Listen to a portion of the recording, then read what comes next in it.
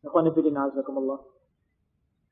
Setelah pekan yang lalu kita bahas masalah al-ghulu fi shalihin, dan diterangkan pada waktu itu bahwa al-ghulu fi shalihin, berlebih-lebihan, melampaui batas dalam menghormati orang saleh, merupakan jalan kepada kesyirikan, dan bahkan dikatakan bahwa penyebab pertama munculnya kesyirikan di muka bumi ini, yakni di zaman kaum Nuh, adalah karena al-ghulu. Maka sekarang akan kita bahas bab yang berikutnya yang masih berhubungan dengan bab yang kemarin, al-ghulu fi shalihin, yaitu bab ma jaa'a min at-taghlib fi man 'abada Allah 'inda qabri rajulin salih. Fa kaifa idza 'abada? Babnya adalah bab apa yang datang ini dari dalil-dalil dan nas-nas tentang taghlib, tentang kerasnya atau tentang tegasnya larangan fi man 'abadallah, pada siapa-siapa yang beribadah kepada Allah 'inda qabri rajulin salih, yang beribadah kepada Allah di kuburan orang saleh. Maka bagaimana jika yang diibadahinya adalah kuburan tersebut? Lihat judulnya. Dari judul ini kita memahami apa yang akan kita bahas pada malam ini insyaallah. Yaitu apa yang akan kita bahas?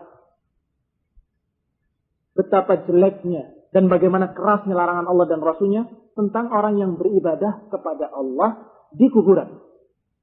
Nah, kira-kira bagaimana kalau kuburan itu diibadahi? Ini yang akan kita bahas, belum bicara masalah syiriknya, belum. Yang akan kita bahas adalah seorang yang beribadah dan beribadahnya kepada Allah, tapi di kuburan. Salatnya untuk Allah, tapi di kuburan.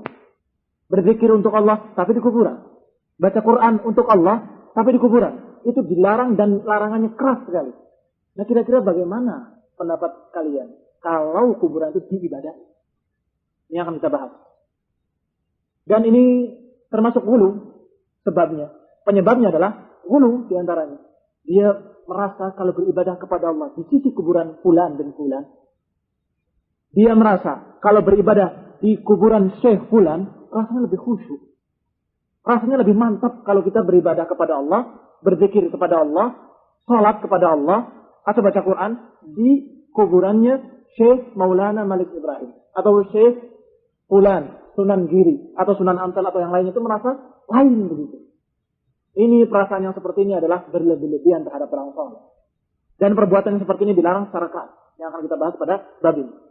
Dari yang pertama, dari Aisyah radhiyallahu anha, beliau mengatakan bahwa Ummu Salamah radhiyallahu anha zakarat li Rasulillah sallallahu alaihi wasallam kanisatan ra'atha bi ardil Habasyah. Kata Aisyah bahwa Ummu Salamah pernah menyebutkan kepada Rasulullah sallallahu alaihi wasallam tentang suatu gereja. Kanisah, gereja atau tempat beribadatan Nasrani. Ra'atha, yang dia lihat di ardil Habasyah, di bumi Habasyah. Karena Ummu Salamah radhiyallahu anha, dia waktu hijrah pertama ke Habasyah, dia ikut bersama suaminya. Siapa suaminya? Abu Salamah.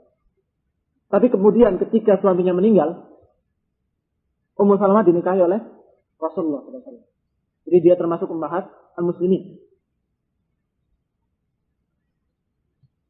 Ketika diceritakan kepada Rasulullah SAW tentang apa yang dia lihat di Habasyah, yaitu yang dia lihat kanisatan, suatu gereja di sana, wa ma fiha minas suwar. Wa ma fiha minas suwar, yakni apa-apa yang ada padanya dari gambar-gambar. Jadi yang dia lihat di gereja tersebut ada gambar-gambar. Wallahu alam gambar-gambarnya. Yang biasa kita lihat pada hari ini pun begitu gereja-gereja itu. Imma ada gambar malaikat Jibril dengan sayapnya. Imma ada gambar Yesus dengan membawa tongkat menggembala kambing. Itu sering itu gambar-gambar itu digambar di gereja-gereja sudah umum. Setiap gereja dalamnya penuh dengan gambar-gambar seperti itu. Sejak dulu, sejak zaman Rasulullah masih hidup alaihissalatu. Makanya kata Ummu Salamah mengisahkan kepada Rasulullah, aku melihat gereja yang dalamnya banyak gambar-gambar. Apa jawaban Rasulullah alaihissalatu wassalam? Kata beliau, ulaika idza mata fihimur rajul salih awil 'abdus salih banaw 'ala qabrihi masjidan wa sawwaru tilka suwar. Mereka adalah orang-orang yang kalau mati salah seorang di antara mereka yang saleh atau seorang hamba yang saleh, banau ala qabrih, mereka bangun di kuburannya masjidan, sebuah masjid.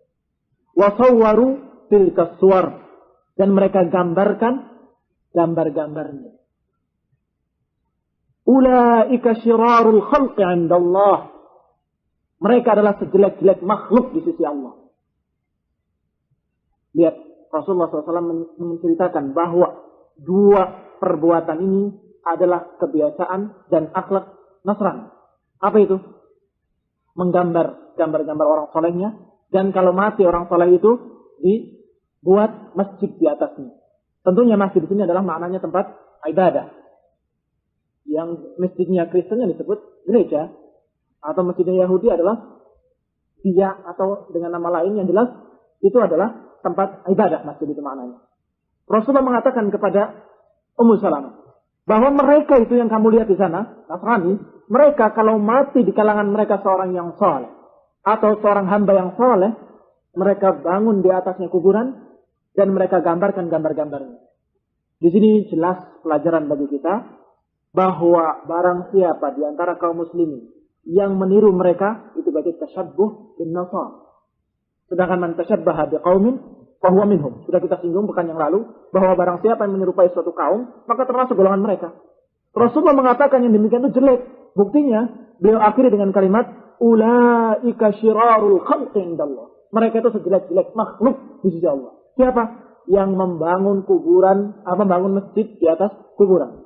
Yang membuat foto-foto orang solehnya dan kemudian dibesarkan, dibanggakan di rumah-rumah mereka atau di gereja-gereja. Hada syirarul khalq. Masa kaum muslimin yang dikatakan oleh Allah sebaik-baik umat mengikuti sejelek-jelek makhluk? Gak pantas dan gak lucu sama sekali. Kita ini umat yang mulia. Jangan ikuti umat yang syirarul khalqi indallah. Dan ini keduanya adalah salah satu dari bentuk-bentuk ghulu. Di antara bentuk-bentuk ghulu berlebihan terhadap orang saleh bentuknya adalah menggambarkan gambar-gambarnya dan membangun kuburan. Ini termasuk ghulu salih. Kata Syekhul Islam Ibnu Taimiyah, "Fa haula'i jama'u bainal fitnatain. Fitnatul qubur wa fitnatul tamathil." Fahaula, maka mereka itu, kata beliau rahimahullah, jama'u, mengumpulkan bainal fitnataini, mengumpulkan dua fitnah. Fitnah kuburan dan fitnah timsal. Timsal itu patung-patung. Sehingga memang dua ini adalah fitnah. Kenapa dikatakan fitnah? Karena menjadikan manusia-manusia akhirnya berbuat kesyirikan-kesyirikan. Memang membangun kuburan sebagai masjid itu belum dikatakan syirik. Memang menggambar orang saleh belum dikatakan syirik. Tapi keduanya adalah fitnah yang akan membawa kaum muslimin, akan membawa umat ini kepada kesyirikan-kesyirikan yang akhirnya batal syahadatnya mereka, gugur keyakinan mereka tentang tauhid. Asalnya dari ghulu ini. Bahkan kemarin sudah jelaskan, awal pertama kesyirikan di muka bumi ini di zaman kaum Nuh juga modelnya seperti ini. Ketika mati di kalangan mereka Wad, Suwa, Yahud, Ya'uq, dan Nasr, yang kata Ibn Abbas dalam riwayat yang sahih dalam riwayat Bukhari, mereka itu adalah orang-orang saleh di kaum mereka yang kemudian meninggal dalam 1 bulan. Mereka merasa kehilangan dan syaitan membisikkan anunsibu fi majalisihim alladhi kanu yajlisuna 'alaiha ansaba. Pasanglah gambar-gambar mereka di majelis-majelis mereka yang dulu mereka duduk di situ agar mengingatkan kalian. Kata Qurtubi rahimahullah, mereka menggambarkan gambar-gambar mereka atau membuat patung-patungnya agar mengingatkan jasa-jasanya atau membuat semangat kita beribadah. Katanya begitu. Asal-muasalnya. Tapi akhirnya setelah generasi itu meninggal, generasi berikutnya datang, syaitan membisikkan lain lagi. Bahwa dulu bapak-bapak kamu, dulu nenek moyang kamu itu berbuat seperti ini, seperti ini. Mereka minta hujan kepadanya, mereka bertawasul kepadanya, mereka berdoa kepadanya, mereka minta dukungan, minta bantuan, dan sebagainya. Sampai akhirnya, bidat, disembah dan ibadahi. Maka pada umat ini, umat terakhir ini Rasulullah SAW sudah mengharamkan. Haram membuat gambar-gambar dan haram membuat patung-patung. Kalau dikatakan bahwa di sini kan nggak ada kata-kata larangan, cuma cerita bahwa mereka itu adalah orang-orang yang jelek, Nasrani itu. Tidak ada larangan. Walaupun sebenarnya cukup untuk mengatakan bahwa ini kebiasaan mereka yang jelek. Maka kita tidak boleh mengikuti, tidak cukup. Tapi kalau masih bertanya, adakah dalil yang mengharamkan? Jelas hadisnya ada. Yaitu hadis yang berikutnya. Rasulullah SAW meriwayatkan, mengucapkan dalam riwayat Aisyah juga masih, walahuma anha. Walahuma maksudnya dan juga dari Bukhari dan Muslim. Tadi dikatakan sahihain, ini dalam Bukhari dan Muslim. Sekarang pun dikatakan walahuma dan dikeluarkan oleh Bukhari dan Muslim pula. Kalau sudah dikatakan oleh Bukhari dan Muslim, semua para ulama menerima hadis. Daripadanya, ini dari Aisyah juga, qalat lamma nazalat bi Rasulullah. Ketika turun kepada Rasulullah SAW. Yang dikatakan turun di sini dalam syarahnya adalah turunnya malaikat Israel untuk mencabut nyawa beliau. Jadi di akhir kehidupan beliau yang hampir meninggal. Tafiqa yatrahu khamisahu lahu ala wajhih. Dia menjadi, tafiqa menjadi, yatrah khamisahu, melemparkan satu kain yang bercorak, khamisah, milik dia, ke wajahnya, ke mukanya. Jadi diletakkan di mukanya, ditutupi mukanya oleh beliau. Ketika merasakan sakitnya. Faidahtan nabiha kasyafaha. Kemudian ketika dia sudah merasa hilang kembali rasa sakitnya, dia buka lagi. Faqala wa huwa kadzalik. Dan dia berkata dalam keadaan demikian, dia dalam keadaan sakit yang sakit mau meninggal. Membuka lagi kainnya dan kemudian berkata, la'anallahu al-yahud wan nasara ittakhadhu qubur anbiya'ihim masajid. Semoga Allah melaknat Yahudi dan Nasrani. Mereka mengambil kuburan nabi-nabinya sebagai masjid. Sampai Rasulullah SAW mengatakan dengan laknat. Bahwa Allah melaknat mereka, Yahudi dan Nasrani. Kenapa? Karena masalahnya mereka mengambil kuburan nabi-nabinya sebagai masjid. Maka Rasulullah khawatir. Di sini ada kelanjutan hadisnya. Dari Aisyah, kata Aisyah, yuhadziru ma sana'u. Kata Aisyah radhiyallahu anha, yuhadzir ma sana'u. Rasulullah mengucapkan demikian, apa maksudnya? Maksudnya adalah memperingatkan dari apa yang mereka perbuat. Artinya, wahai umatku, jangan seperti mereka. Allah melaknat mereka. Allah melaknat Yahudi. Allah melaknat Nasrani. Ala masalah. Karena mereka menjadikan kuburan nabinya sebagai masjid. Maka janganlah kalian menjadikan kuburanku sebagai masjid. Itu maknanya. Apalagi ada riwayat yang lebih jelas lagi. Dalam riwayat Muslim. Yang Rasulullah mengatakan, ala fala taj'alu. Ketahuilah, jangan kalian menjadikan kuburanku sebagai masjid. Atau kuburan-kuburan sebagai masjid. Itu sudah cukup rasanya. Keras, tegas larangannya. Larangan apa? Bukan larangan beribadah pada kuburan, belum. Baru larangan menjadikan kuburan sebagai masjid. Dikatakan di sini, faminal ghulu fi shalihin, maka termasuk ghulu terhadap orang-orang saleh, terhadap orang-orang salihin adalah taswiruhum wa bina'u quburihim wa ja'aluha masajid. Kurang lebih 3 model. Pertama, taswiruhum, menggambarkan gambar-gambar mereka. Wa bina'u quburihim, membangun kuburan-kuburan mereka. Membangun tidak mesti masjid ya. Ditinggikan, atau dibikin kubah, atau dibikin kamar, atau yang jelas dibangun. Wa ja'aluha masajid, atau dijadikannya sebagai masjid. Ini semuanya bentuk-bentuk ghulu salihin. Wa kulluha manhiyun an, dan semuanya itu dilarang. Diharamkan oleh Rasulullah SAW. Berkata Qurtubi ketika menerangkan masalah Rasulullah mengatakan tidak boleh menjadikan kuburan sebagai masjid. Kata beliau, wa kullu dzalika liqat'i dzari'ah al-mu'addiyah ila ibadati ma fiha. Kata Qurtubi, semua itu, ini larangan itu semuanya, untuk apa? Liqat'i dzari'ah, untuk memutus atau memotong jalan ke arah dzari'ah, jalan ke arah kejelekan. Al-mu'addiyah ila ibadati ma fiha, yang membawa kepada peribadatan siapa-siapa yang ada di dalamnya. Tidak boleh dibangun kuburannya, tidak boleh dijadikan masjid kuburannya.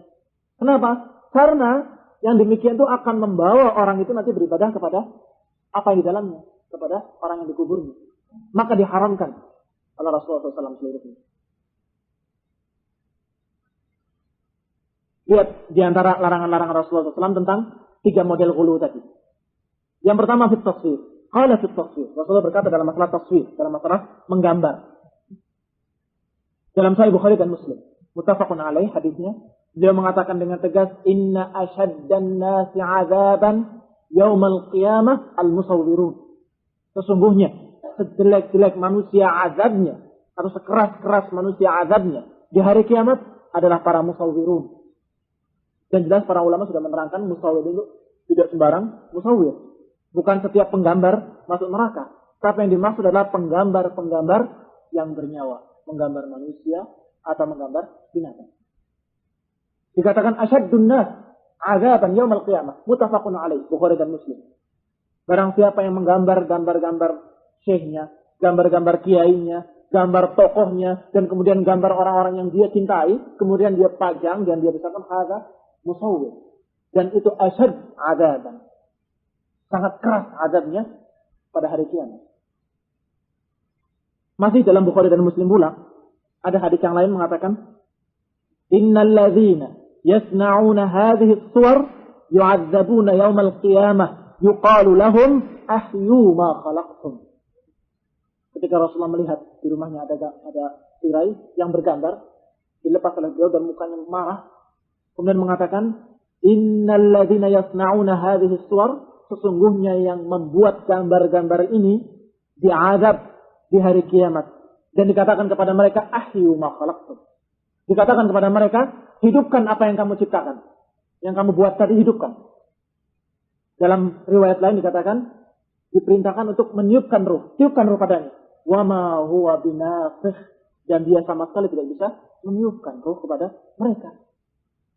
Dalam riwayat lain Rasulullah katakan bahwa nanti di hari kiamat semua yang mereka buat, patung-patungnya, gambar-gambarnya, gambar binatang ataupun gambar manusia, semuanya dihidupkan dan kemudian jadikan mereka sebagai pengazab orang tersebut. Jadi menggambar si pelukis ini. Dan banyak lagi, sampai satu buku. Kalau mau baca bisa dibaca sendiri. Judulnya Hukmut Taswir. Oleh Syekh bin Baz, semuanya dikumpulkan hadis-hadis tentang haramnya menggambar. Dan kata Ibnu Abbas, yang dimaksud gambar itu adalah gambar yang bernyawa. Kalau ada gambar, bagaimana cara merusaknya? Buang kepalanya. Maka jadilah bentuk pohon. Maka kalau engkau terpaksa mau menggambar, gambarlah pohon. Ketika Ibnu Abbas ditanya oleh seorang tentang gambar. Ibnu Abbas, aku ini kerjanya menggambar, melukis. Bagaimana hukumnya? Mendekatlah kepada. Dia mendekat. Terus mendekatlah kepada. Mendekatlah kepada. Sampai ketika dekat sekali, aku beritakan kepadamu apa yang aku dengar dari Rasulullah SAW tentang masalah gambar. Kemudian diceritakan hadis-hadis tadi dan kemudian diucapkan kalau engkau la budda fa'ilan, kalau engkau tetap mau berbuat atau mau menggambar, gambarlah pohon-pohon atau yang lain yang tidak bernyawa. Ada masalah gambar. Berarti hukumnya gambar, menggambar makhluk hidup, menggambar manusia, apalagi menggambar syekh-syekh yang dikatakan keramat dan sebagainya, atau patung-patungnya, lebih lagi, dua-duanya ya, gambar dalam bahasa Arab mengenai kedua-duanya. Laha zil, aw laysat laha zil. Ada gambarnya ataupun tidak ada, ada bayangannya ataupun tidak ada bayangannya, sama. Hukumnya termasuk surah. Wahada haram. Kenapa? Apa karena syirik? Bukan. Haram yang jelas. Kalau sudah dikatakan oleh Rasulullah haram dan akan diazab, jangan dikerjakan. Walaupun belum dikatakan syirik. Tapi termasuk jalan kepada kesyirikan. Sehingga tidak pantas dan tidak lucu. Ada orang yang mengatakan, kalau saya kan tidak beribadah kepadanya, enggak apa-apa. Diharamkan oleh Rasulullah itu karena ditakutkan nanti kita beribadah kepadanya. Kalau saya, masa akan beribadah pada benda. Ini orang sombong. Kalau saya sih, enggak syirik, enggak apa-apa. Kalau para sahabat dulu dilarang oleh Rasulullah, karena mereka itu masih dikhawatirkan kesyirikan.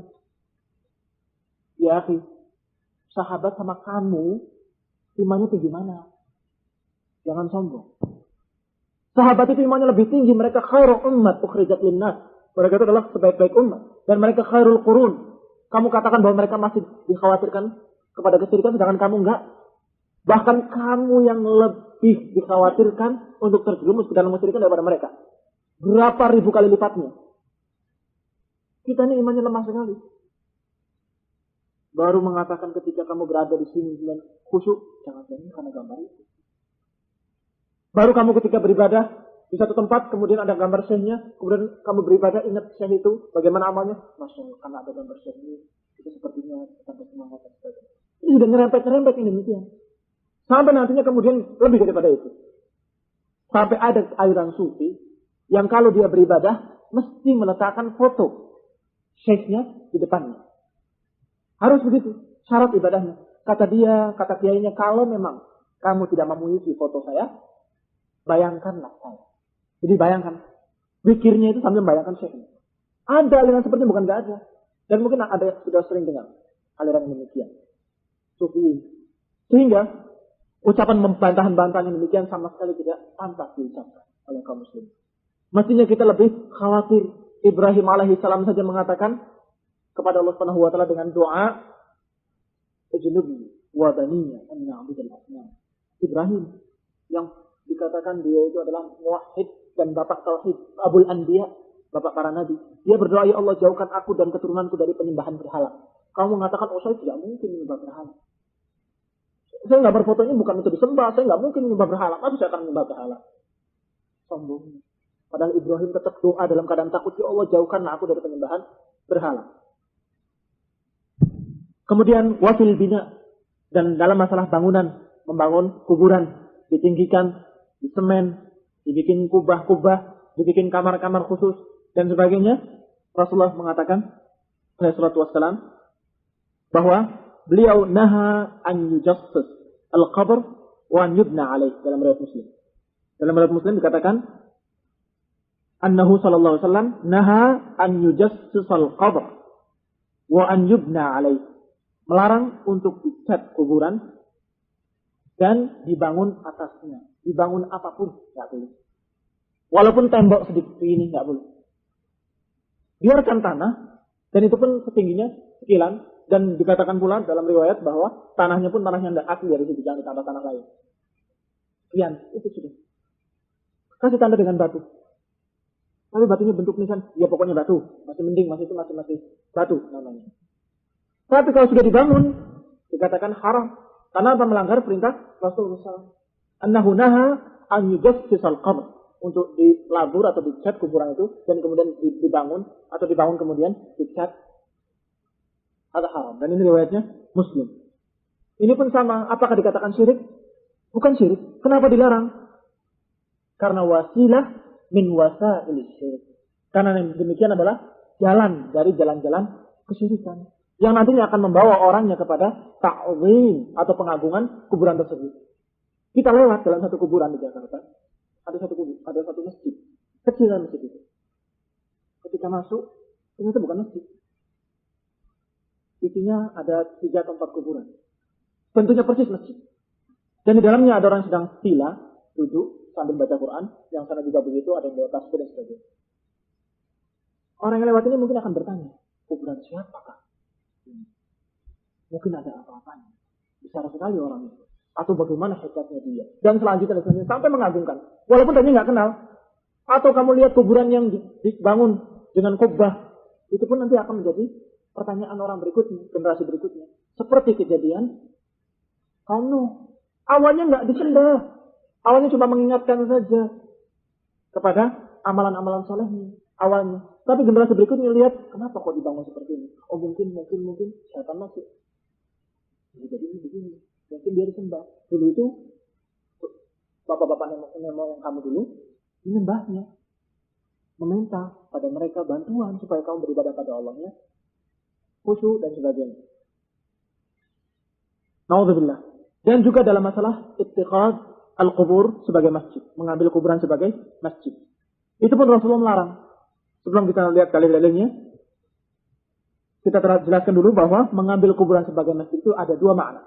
Wattikhadul quburi masajid ala ma'nayn. Atas 2 makna. Makna pertama, yubna 'alaiha masajid. Makna pertama adalah dibangun atasnya masjid-masjid. Jadi betul-betul masjid dibangun di atasnya.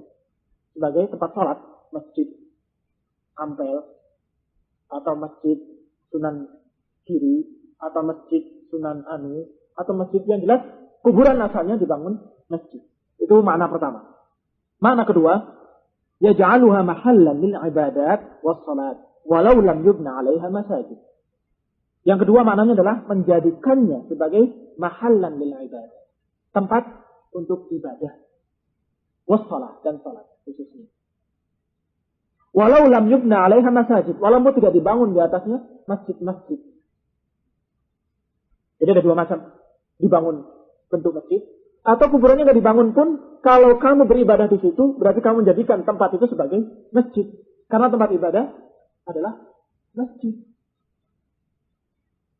Di masjid ini Allah sediakan untuk beribadah. Wa annal masajida lillah wa la tad'u ma'allahi ahad. Bahwasanya masjid itu adalah milik Allah, rumah-rumah Allah. Maka jangan seru selain Allah. Kamu sholat 5 waktu di masjid. Kamu berzikir di masjid. Kamu sholat subuh, setelah itu kamu duduk di situ, berzikir sampai terbit matahari, diberi pahala yang besar sekali, dan malaikat terus mendoakan. Masjid. Tapi sekarang terbalik, mereka menjadikan kuburan sebagai masjid, menjadikan masjid sebagai kuburan. Masjidnya sepi, nggak pernah sholat di dalamnya. Sholat wajib nggak pernah di masjid. Tapi mereka sering sekali datang ke kuburan pada waktu-waktu tertentu untuk berzikir di sana, i'tikaf di sana, tirakatan di sana, baca Quran, beribadah, sholat dan sebagainya. Atau menjadikan kuburan sebagai masjid, walaupun tidak dibangun. Tapi kan nggak dibangun sebagai masjid. Walaupun nggak dibangun, kamu sudah menjadikan kuburan sebagai masjid dalam masalah fungsinya. Difungsikan sebagai fungsi masjid. Dan dua makna ini semuanya terkena oleh larangan tadi. Kalau dikatakan jangan jadikan kuburan sebagai masjid, maknanya dua-duanya. Jangan dibangun masjid-masjid di atasnya, dan jangan kamu menjadikan fungsinya sebagai fungsi masjid. Dua-duanya terkena dalam larangan Rasulullah SAW. Bahwa tidak boleh kuburan dijadikan sebagai masjid, dan Rasulullah mengatakan la'anallahu al-yahud wan nasara. Allah melaknat Yahudi dan Nasrani yang menjadikan kuburannya sebagai masjid, atau kuburan nabi-nabi mereka sebagai masjid. Yang pertama, yubna 'alaiha masajid, terkena dengan yang sebelumnya, yaitu bil bina 'alal qubur. Kalau dibangun saja, ditinggikan saja dengan batu-batu semen aja nggak boleh, apalagi dibangun masjid. Itu sudah terkena dalil yang kedua. Sekarang yang dikatakan menjadikan kuburan sebagai masjid fungsinya. Di antaranya Rasulullah mengatakan, Rasulullah SAW, ala fala tattakhidul qubura masajid, fa inni anhaakum an dzalik. Ketahuilah, maka jangan kalian mengambil kuburan-kuburan sebagai masjid, fa inni anhaakum an dzalik. Jangan kalian menjadikan kuburan-kuburan sebagai masjid, maka sesungguhnya aku melarang kalian dari yang demikian. Jelas anhaakum. Nah, larangan dari Rasulullah SAW untuk menjadikan kuburan sebagai masjid. Dan riwayatnya riwayat Muslim. Masalah salat, Rasulullah mengatakan, wa fi salati ilaiha, qala sallallahu alaihi wasallam, la tajlisu 'ala al-qubur wa la tusallu ilaiha. Jangan kalian duduk di atas kuburan dan jangan sholat menghadap kuburan. Sholat menghadap kuburan haram hukumnya.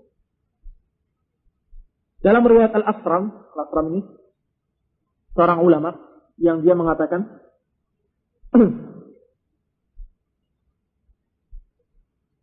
tentang hukumnya beribadah di kuburan itu haram, dan sholat di kuburan haram kecuali sholat jenazah. Karena Rasulullah pernah sholat jenazah di kuburan ketika melihat tukang bersih masjid yang suka nyapu masjid, nggak ada. Kemana fulan?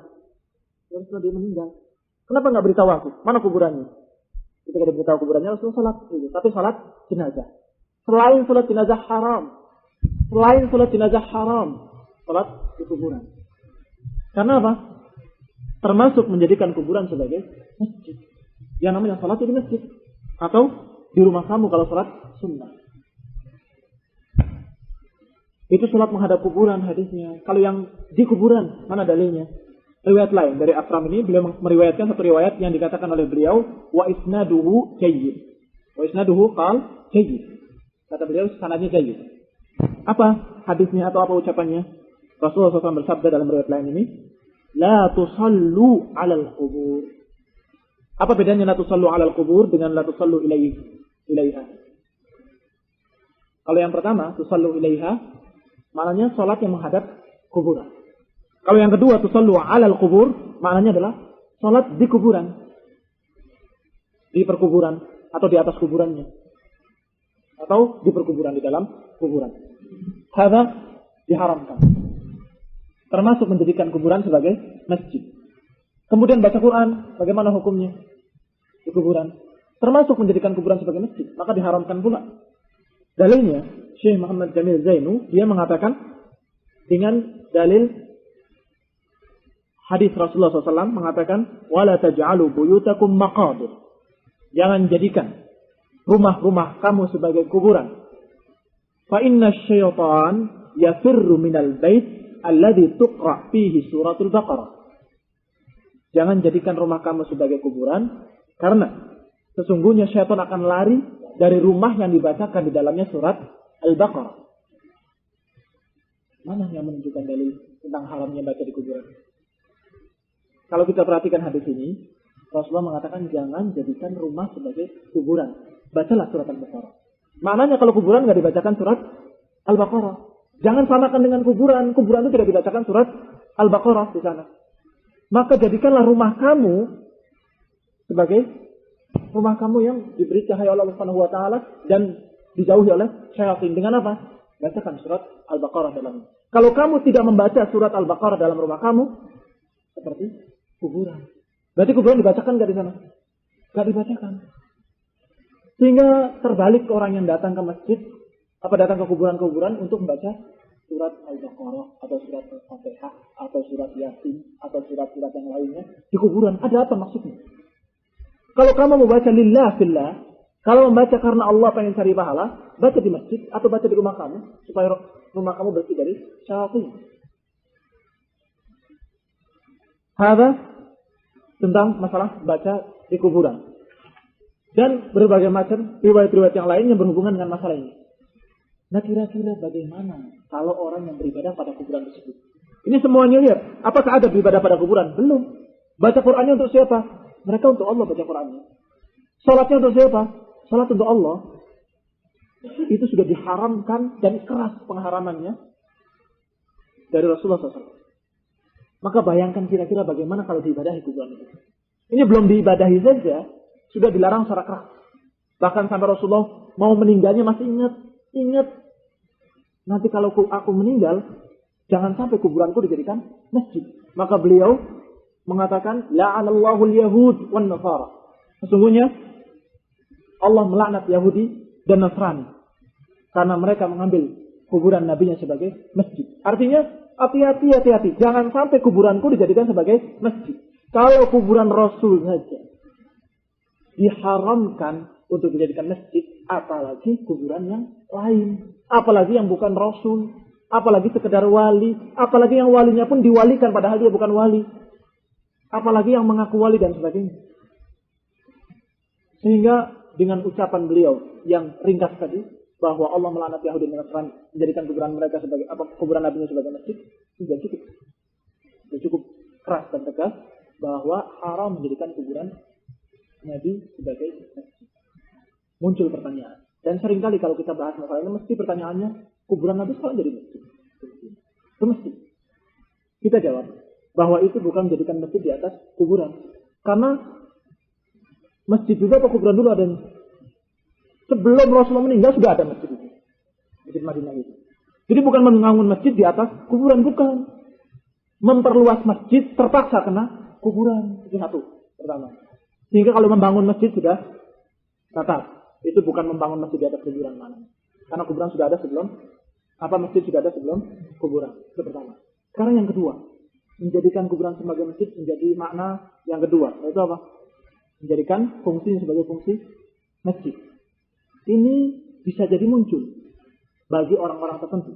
Kalau kita masuk ke masjid Nabawi, sebenarnya apa yang kita lakukan? Kita sholat di mana? Di Raudhah. Raudhah itu di antara kamar Aisyah dan mimbar. Ini adalah Raudhatun min Riyadhil Jannah. Yang di situ kata Rasulullah makbul doa di situ. Ini orang ikut sunnah namanya dan tidak menjadikan kuburan sebagai masjid karena dia niatnya memang Raudhah dan Masjid Nabawi ini bagus. Tapi ada orang-orang yang mubtadi'in, ahli bid'ah, itu bukan mencari Raudhah, carinya kuburan Nabi. Dan sholat di belakang kamar Aisyah. Berarti menghadap kuburan Nabi. Dan kemudian dia berdoa di situ, sholat di situ. Nah, ini sudah menjadikan kuburan Nabi sebagai, paham enggak? Kalau kebetulan kamu sholat berjamaah bersama imam di Masjid Nabawi, kamu shofnya pas di belakang kuburan Nabi, itu tidak menjadi soal dan tidak ada kejelekan padanya. Kenapa? Karena kalau berjamaah yang dilihat adalah imam, apakah imamnya menghadap kuburan apa enggak? Kalau imamnya tidak menghadap kuburan, bahkan di Raudhah, cukup. Walaupun kamu kebetulan karena shofnya panjang, kamu berada di belakang kamar Aisyah, itu tidak jadi masalah.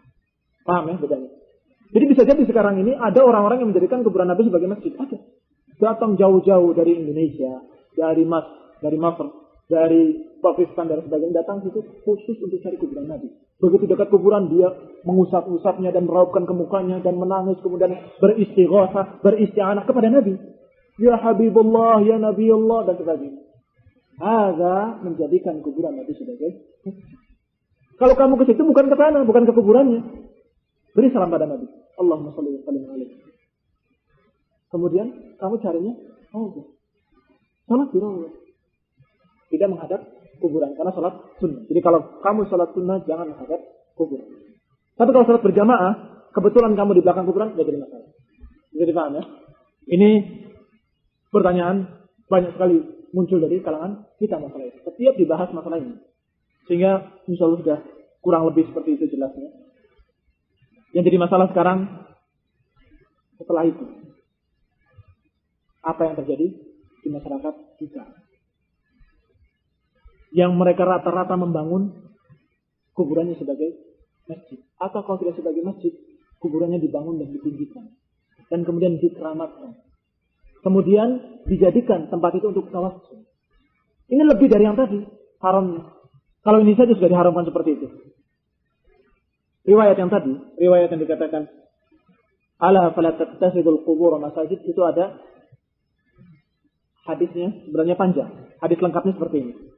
Kita bacakan hadis secara lengkapnya, dikeluarkan oleh Muslim dari Jundub Ibn Abdillah. Kata beliau, aku mendengar Nabi SAW qabla an yamut, sebelum meninggal, bi khams wa huwa yaqul, dan dia berkata, inni abra'u ilallah, aku berlepas diri kepada Allah, an yakuna li minkum khalil, aku berlepas diri kepada Allah untuk menjadikan bagiku al-khalil. Khalil artinya kekasih yang lebih daripada sekedar dicintai. Jadi dari hub dengan khullah itu lebih tinggi khullah. Cinta dengan khalil itu lebih tinggi khalil. Aku berlepas diri pada Allah untuk menjadikan bagiku seorang kekasih.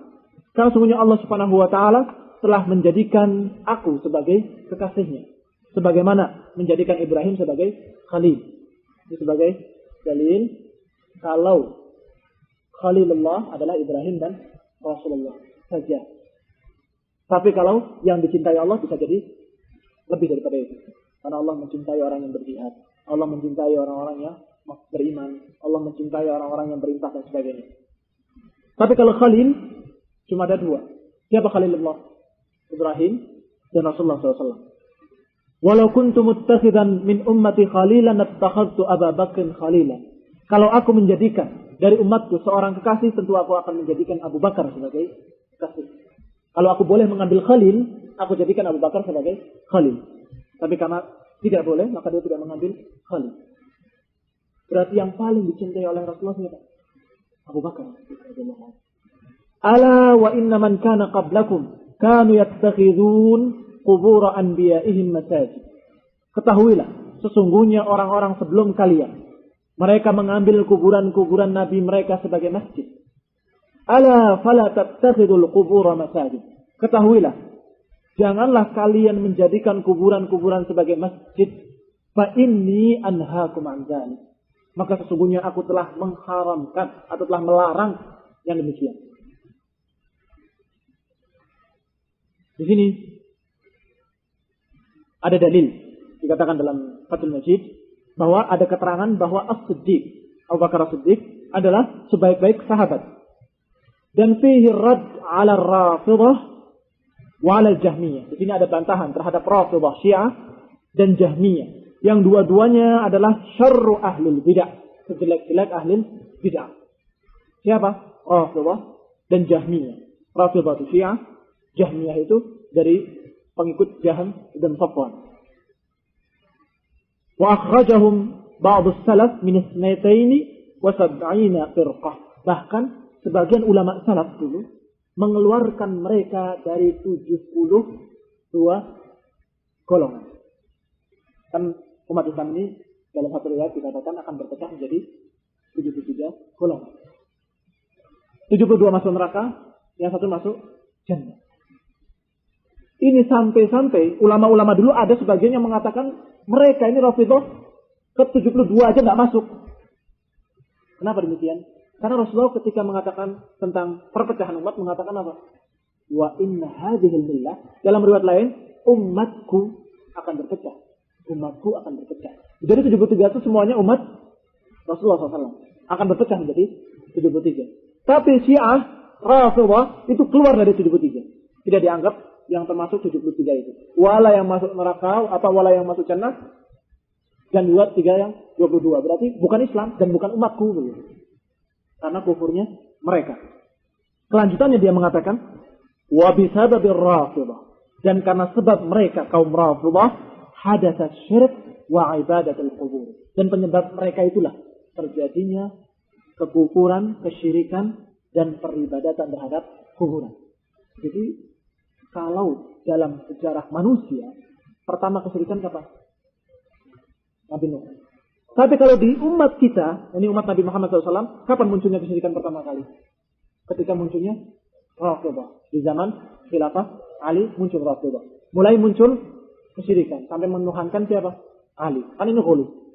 Maka dikatakan bisa babir Rafidhah, karena Rafidhah itulah munculnya kesyirikan-kesyirikan dan peribadatan kepada kuburan-kuburan. Wahum awwalu man bana 'alaiha al-masjid. Dan mereka lah yang pertama membangun di atas kuburan masjid. Yaitu di zaman Fatimiyun. Kalau kesyirikannya sudah muncul sejak Ali masih ada. Tapi dibangunnya masjid di atas kuburan ketika zaman Fatimiyun. Ketika mereka membangun kuburan Al-Husain ibn Ali radhiyallahu anhu.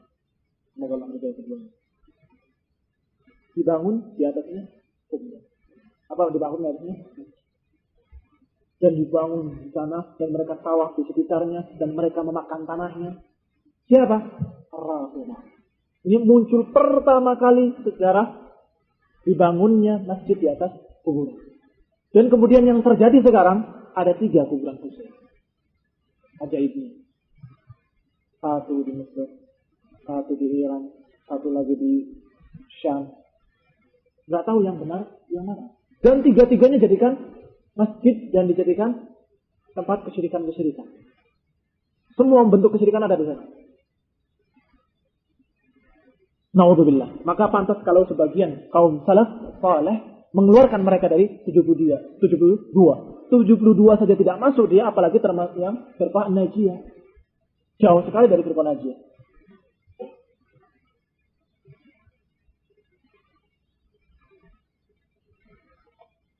Ikhwan fillah azakumullah.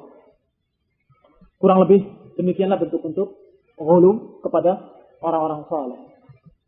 Yang selanjutnya, setelah kita lihat dari ayat-ayat tadi, dari hadis-hadis tadi, dan kemudian penjelasannya dari para ulama, di sini ada ucapan-ucapan para imam atau para ulama dari kalangan madzhab, supaya kita lebih jelas apa kata mereka. Kata Ibnu Qayyim rahimahullah, yajib hadmul qibab allati buniyat 'alal qubur. Kata Ibnu Qayyim, wajib untuk menghancurkan, meruntuhkan kubah-kubah yang dibangun atas kuburan-kuburan. Mesti dikatakan. Li'annaha ussisat 'ala ma'siyatir Rasul. Karena demikian dibangun di atas kemaksiatan kepada Rasul sallallahu alaihi wasallam. Wa qad afta jama'atun minasy-Syafi'iyyah. Dan telah berfatwa yang seperti ini ulama-ulama dari kalangan Syafi'iyah. Bihadmi ma fil qurafah min al-abniyah. Minhum Ibnul Jamizi wal Zahir wa tanmini wa ghairuhum. Jadi ulama-ulama di kalangan mazhab Syafi'i, mereka pun berpendapat seperti ini. Yaitu apa? Wajibnya meruntuhkan kubah-kubah yang dibangun di atas kuburan. Nah, kaum muslimin yang di negeri kita rata-rata Syafi'i mazhabnya. Mereka mengaku bahwa kami adalah mazhab Syafi'i. Maksudnya kita katakan pada mereka bahwa Imam Syafi'i dan ulama-ulama di dalam mazhabnya, ini yang mengikuti mazhab Imam Syafi'i, mengatakan wajib meruntuhkan bangunan karena itu adalah maksiat kepada Allah Subhanahu wa taala. Yang lain, ucapan Imam Syafi'i sendiri sekarang. Kalau tadi ulama-ulama Syafi'iyah, mana Syafi'iyah dengan Imam Syafi'i lain ya. Kalau Syafi'iyah artinya yang termasuk mazhab Syafi'i maknanya. Tapi sekarang qala Syafi'i rahimahullah. Berkata Imam Syafi'i, "Akrahu an yu'azzima makhluq hatta yaj'ala qabrahu masjidan." Aku benci untuk menjadikan atau mengagungkan makhluk sampai menjadikan kuburannya sebagai masjid. Makhafatal fitnah, karena khawatir akan terjadi fitnah atasnya.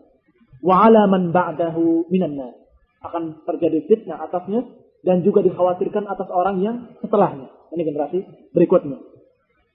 Dan kemudian dijelaskan di sini, wa kalamu Syafi'i, dan ucapan Syafi'i ini yubayyin, menjelaskan bahwa muraduhu bil karahah karahatut tahrim. Bahwa Imam Syafi'i mengatakan karahah, bencinya adalah karahatut tahrim. Bukan karahiyah berarti makruh, tapi berarti haram. Dan demikian pula pendapat murid-muridnya Imam Syafi'i. Mereka memahami kalau ucapan Imam Syafi'i itu aku benci, maknanya adalah haram. Buktinya di sini ucapan Imam Nawawi rahimahullah. Beliau mengatakan,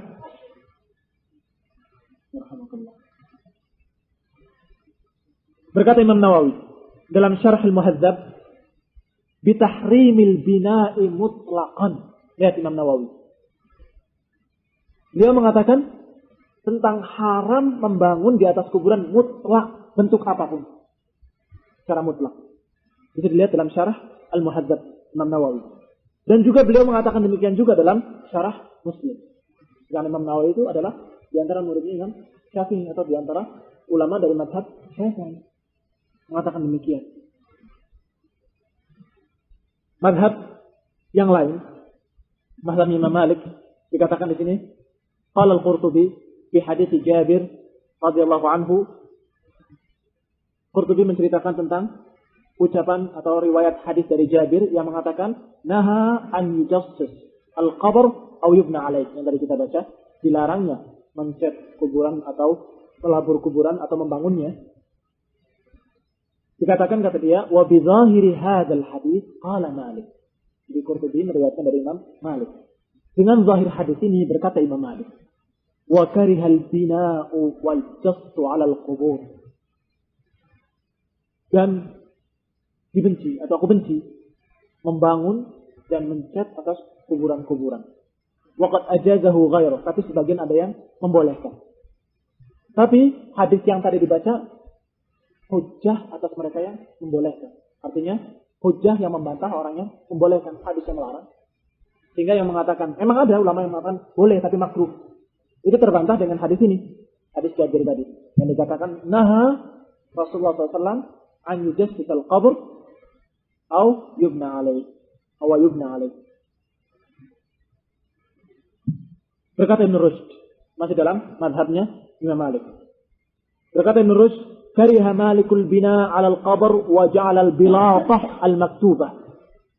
Imam Malik membenci membangun atas kuburan dan menjadikan pakai galatah. Ini pakai apa? Dakhal. Apa? Dakhal. Paham ya dakhal ya? Lantai, iya pakai lantai-lantai yang maktubah, yang kemudian ditulis di situ. Wa huwa min bid'ah ahli tul. Dan ini adalah bid'ahnya orang-orang ahli tul yang sok tinggi. Ahdatsu iradatal fakhr, yang dia mengada-ngada dengan bid'ahnya itu iradatal fakhr. Apa maunya? Kebanggaan. Membanggakan bapaknya, membanggakan kakeknya, membanggakan ustadznya dan sebagainya. Wasum'ah wal mubahah, untuk membangga-banggakan dan untuk mencari suara atau menjadi terkenal begitu. Wa huwa mimma la ikhtilafa alaih. Dan ini termasuk apa yang tidak ada ikhtilaf padanya. Setelah mazhab Imam Malik, mazhabnya Abu Hanifah. Wa qala Zaila'i fi syarh al-Kanz. Wa yakrahu an yubna 'ala al-qabr. Dibenci untuk membangun atas kuburan bangunan-bangunan. Wa dzakara Qadhi Khan, dan berkata Qadhi Khan, annahu la yujassasul qabru wa la yubna 'alaih. Bahwa kuburan tidak boleh dicat dan tidak boleh dibangun di atasnya. Lima rawa 'anil Nabi, karena diriwayatkan dari Nabi sallallahu alaihi wasallam bahwa beliau melarang at-tadsis wal bina fawqa al-qabr. Wal murad al-karahah inda al-Hanafiyah rahimahumullah karahatut tahrim. Demikian juga kalau ada karihah atau karahiyah dari mazhab Abu Hanifah, itu adalah karahanya karahiyatut tahrim, yang condong kepada haram. Dan yang demikian disebutkan oleh muridnya, yaitu Nujaim, mengatakan rahimahullah, Ibnu Nujaim dalam Syarh al-Kanz, bahwa yang dimaukan oleh Abu Hanifah demikian adalah haram, bukan makruh. Sedangkan mazhabnya Hanabilah atau mazhabnya Imam Ahmad rahimahullah dikatakan di sini oleh Abu Muhammad Abdullah ibni Ahmad ibni Qudamah, yang terkenal Ibnu Qudamah, dan dia itu Imamul Hanabilah, tokohnya mazhab Hambali, sahibul musannafat al-kibar, di antara dia adalah penulis buku-buku besar, di antaranya Al-Mughni dan juga Kitab Al-Kafi dan lain-lainnya. Kata beliau mengucapkan dalam masalah ini, wala yajuzu ittikhadul masajid 'ala al-qubur. Tidak dibolehkan membangun masjid di atas kuburan. Terus kita mau ikut mazhab mana? Ngaku mazhab Syafi'i, nggak ikut mazhab Syafi'i. Mau mengatakan saya mazhab yang lain semuanya berpendapat kurang lebih semuanya. Ada berapa ulama yang mengatakan makruh pun terbantah dengan hadis yang tadi, yang larangan untuk membangun di atasnya. Inilah kurang lebih pendapat para ulama setelah kita bacakan hadis-hadis. Wallahu a'lam bishawab. Nasallahu taufiq, dan kita berharap kepada Allah Subhanahu wa taala agar menjadikan kita kaum muslimin yang shadiqin dan menjadikan kita muwahhidin, dan dijauhkan dari segala macam bentuk kesyirikan-kesyirikan, dengan usaha kita berusaha untuk menjauhi segala jalan-jalan yang menuju kepadanya. Wa nasallahu taufiq wa nasallahu ta'ala ayyajalana minal ladzina yastami'una al-qawla fayattabi'una ahsana. Allahumma nas'aluka ridhaka wa na'udzu bika min sakhatika wa ghadabika wa tawaffana 'alal abrar. Rabbana la tuzigh qulubana ba'da idh hadaytana wa hab lana min ladunka rahmah innaka antal wahhab. Sebelum ditutup barangkali pertanyaan, silakan. Kasih jawaban dari ulama. Al-Adru'i. Jadi wa amma butlanul wasiyah bi bina'il qubabi wa ghairiha min al-abniyah wa infaqul amwalil katsirah fala raiba fi tahrim. Kata Al-Adru'i, sedangkan batalnya atau batalnya wasiat untuk membangun kubah-kubah di kuburan atau bangunan-bangunan lain di kuburan dan menginfakkan harta yang banyak, yang dimaksud banyak lebih dari sepertiga, karena haram berwasiat lebih dari sepertiga. Jadi kalau orang meninggal itu berwasiat harus sepertiga hak, yang 2/3 tidak berhak untuk berwasiat. Nah kalau lebih daripada itu batal juga, kata dia, kata Al-Adru'i ini batal. Wasiat yang demikian, harta lebih dari seperti itu, lebih dari sepertiga, atau wasiatnya bangun nanti kalau saya meninggal, bangun kuburan saya seperti ini, atau bangun masjid. Semuanya haram, nggak boleh, nggak perlu dilaksanakan dan tidak berdosa, malah harus dibatalkan.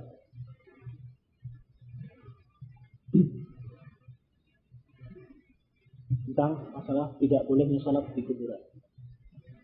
Larangan Rasulullah mengatakan tidak boleh salat di kuburan.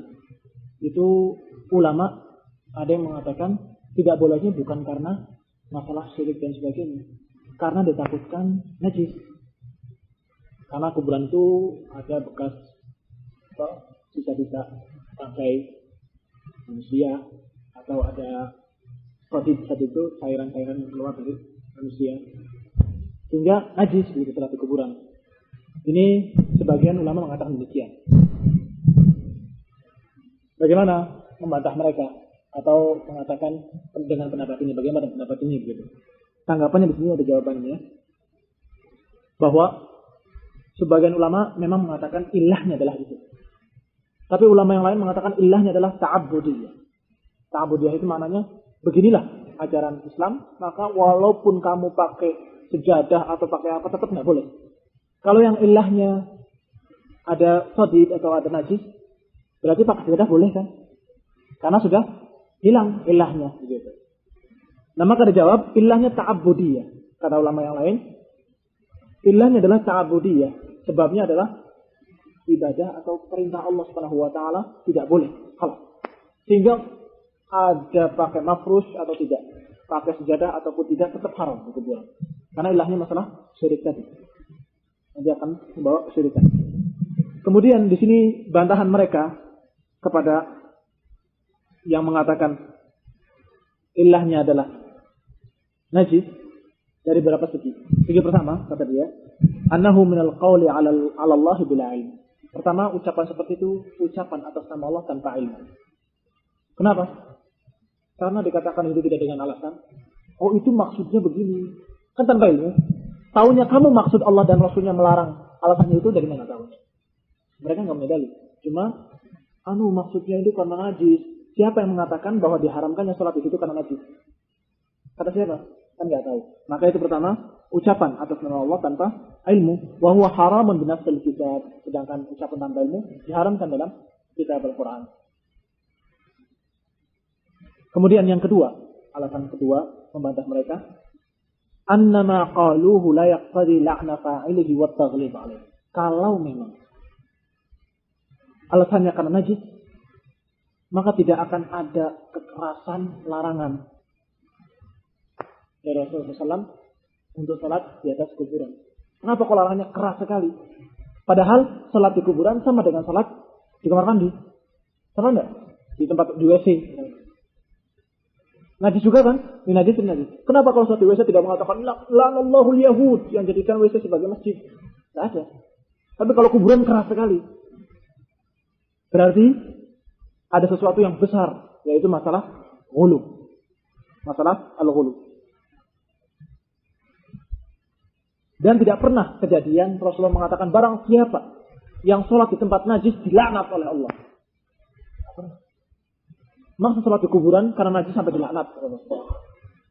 Kalau memang alasannya najis, berarti sholat di manapun dilaknat kan? Kalau najis, sholat tempat najis dilaknat. Kamu sholat di tempat yang najis dilaknat di mana saja. Tidak mesti di kuburan. Tapi Rasulullah mengatakan kuburan itu.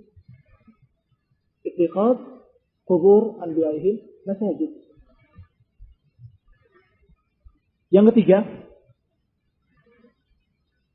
هذا اللعن والتغليظ الشديد إنما هو في من اتخذ قبور الأنبياء مساجد وجاء في بعض النصوص ما يعم الأنبياء وغيرهم فلو كانت هذه هي العلة لكانت منتفية في قبور الأنبياء. Jawaban yang ketiga juga, Masya Allah, jelas sekali. Kata dia, lihat laknat tadi dari Rasulullah SAW kepada mereka-mereka yang menjadikan kuburan nabi-nabinya sebagai masjid. Iya kan, begitu kan kalimatnya? Menjadikan kuburan nabi sebagai masjid. Nah sekarang, kalau alasannya najis atau keluarnya cairan karena membusuk dan sebagainya dari bangkai tersebut, sekarang bangkai nabi hancur akan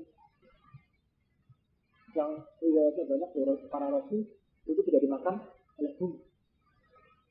Berarti boleh dong, nggak ada najis. Karena tidak akan sampai sisa-sisanya keluar atau cairannya akan kemana-mana. Karena dia tetap dalam keadaan utuh, tidak dimakan tanah, tidak dimakan binatang-binatang.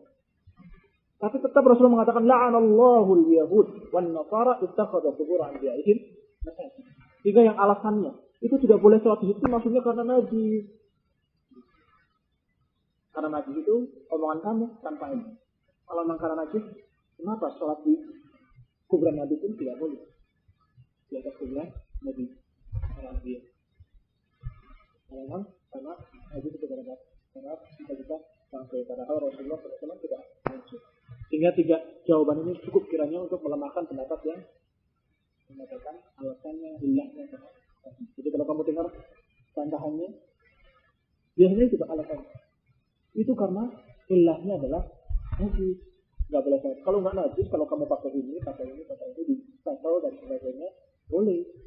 Ada nggak tepat dan marjuh.